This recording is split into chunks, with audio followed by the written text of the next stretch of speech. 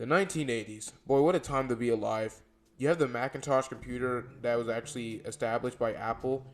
Ronald Reagan got elected the president, and the Challenger explodes. And you're watching the Teenage Mutant Ninja Turtles with your best friend, eating bagel bites and having a grand old time. And you're playing that Nintendo 64 of yours. Everything is fine. But this is an animation video, and I was born in 2008, and I don't even know a damn thing about the 90s or 80s except the pop culture. But anyway, let's get on the video. In 1987, you see a short, animated short, created by Danny Antonucci. That name kind of sounds unfamiliar at the time, but if you don't know who he is the creator of the famous cartoon Ed, Edd n Eddy. But before that, he had two series, or just shorts. One series is The Brothers Grunt, which was on MTV, and it was considered to be one of the worst cartoons of all time, which I completely disagree on. Do not hate on me. But here's the thing though. One short that actually premiered at Spike and Mike's Festival of Animation is Lupo the Butcher. Before Ed, Edd n Eddy, Lupo the Butcher was a 1987 animated comedy short film created by Danny Antonucci. He written, directed, and animated the whole entire thing. Jesus Christ. Anyways, so the short film was about a butcher who has a huge temper and swears at his meat. Pause. He's a butcher, okay? Meat. Do not look at me like that, okay? Do not look at me. Okay, I'm sorry. But anyways, it was actually produced by Marv Newland's International Rocket Ship Limited, and Lupo the Butcher was a successful short. But we're going to be going into the history, legacy, and why it was never pursued fully, and the future of the project.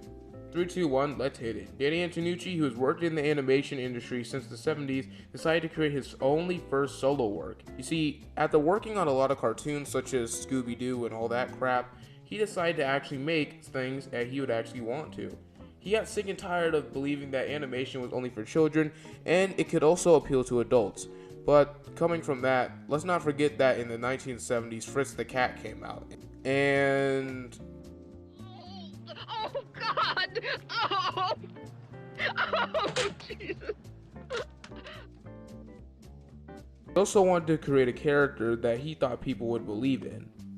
And if you guys didn't know, in his heritage bloodline, Danny Antonucci is Italian. So he wanted to create a character that was Italian immigrant who would blame America for all its problems. And a little fun fact, Lupo wasn't going to be a butcher at all. He was originally going to be named Lupo the Barber, but he settled on the name The Butcher. This character was inspired by his father and uncle.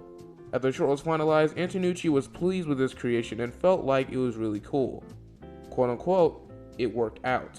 The final movie was 3.5 minutes, and it was produced by Rocket Ship Limited, as I mentioned. Released in 1987, it was shown at the Spike and Mike's Festival of Animation, Sick and Twisted. After premiering at the festival, the short garnered something of a cult following by many fans and people. The animation was sleek and clean, and reminded people of the good rubber hose style from the 1930s. It was great voice acting, it was great writing at its own peak, and it was awesome. Wait, why wouldn't it feel like a rubber hose? I mean, it was hand-drawn, it was hand-animated for God's sakes. But as Lupo's fame and Danny Antonucci's name, I'm not rhyming like Dr. Seuss, am I? Anyways, after that came, something went and passed by, and that is Lupo's license and ownership. Lupo's ownership was licensed by the Converse shoe company and produced some animated commercials such as Lupo's Nightmare. The commercial follows Lupo dreaming up that a giant high top wants to kill him. This led to additional work and other commercials for Levi, the pants company and clothing company, and MTV, which stands for musical television. Then after those commercials went and gone by, we haven't heard from Lupo since. But we might be hearing from him soon. But before we get to that, I actually want to make a shout out real quick. Now, here's the thing. Before we get to that shout out, I want to thank you guys for 50 subscribers. I didn't know how I could actually get here without you guys. Sure, I mean, you guys are mainly here for the plush videos, but I just want to thank you guys for looking at my content. I mean, sure, as my about page says, I've been here for almost 2 years. Frankly, I have been on YouTube for almost 4 years, and next month I will be actually celebrating that. I just want to say thank you guys, and I love you guys with all my heart. And shout out to Pixie Dust, shout out to Solar, shout out to Hayden What the Fuck, and shout out to Kenny Oof. I love you guys are awesome. Anyways, let's get back to the video. Now, back to the video. Now, as we all know, other animation opportunities with Lupo never flourished, but something almost did of a second short. In 2010, Danny Antonucci revealed that in 1996, aka Cartoon, the company that animated Ed, Edd n Eddy and Brothers Grunt, were going to be making a second short titled Meet the Family.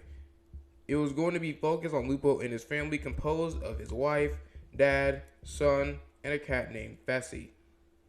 The designs appeared in Spike and Mike's book Outlaw Animation, written by Jerry Beck. Production was resumed for an animated television series, but Lupo's legacy. Now, remember when I said that Lupo garnered a cult following? Well, cult following it did, because it was referenced in an animated feature. The tune Bill Plimpton's The Tune film actually referenced Lupo during the Heartbreak Hotel musical segment. A homicidal bellhop is showing various suits of the eponymous hotel to the protagonist of the film and introduces the Lupo suit, whereupon opening the door, Lupo is seen as Butcher's block and is uttering the famous line, "I'll kill you!" while slamming his cleaver into the block. And also, Danny Antonucci, Eric Fogel was inspired by, Eric Fogel, the creator of Celebrity Deathmatch on MTV, and The Head, also on MTV, was inspired by the short, and it got him into animating. So without Danny Antonucci, Eric Fogel wouldn't be anything. But after that, Lupo was never to be heard of again by people. But the short still had a cult following. 10 years later, we would be getting an update. November 2020th, Lupo's return. On November 20th, Antonucci's animation studio, aka Cartoon, revealed that on its Facebook page, it was developing a series based on the short for Netflix streaming service. That's right, Lupo is finally getting the attention it deserves and is coming back full-fledged. But I have an opinion. We should have made more Lupo shorts before the whole Netflix thing came along. And plus, Lupo would have worked great in comics. But yeah, Lupo the Butcher lives on as being one of the greatest animated shorts of all time, aired at an animation festival. It has garnered more than a cult following and is one of my favorite shorts. I'll leave a link to the short in the description of the YouTube video. I hope you guys enjoyed this video. Leave a like, share, comment if you want to. It's optional, and subscribe. All those are optional. And Plushie Q is out. Bye bye everyone.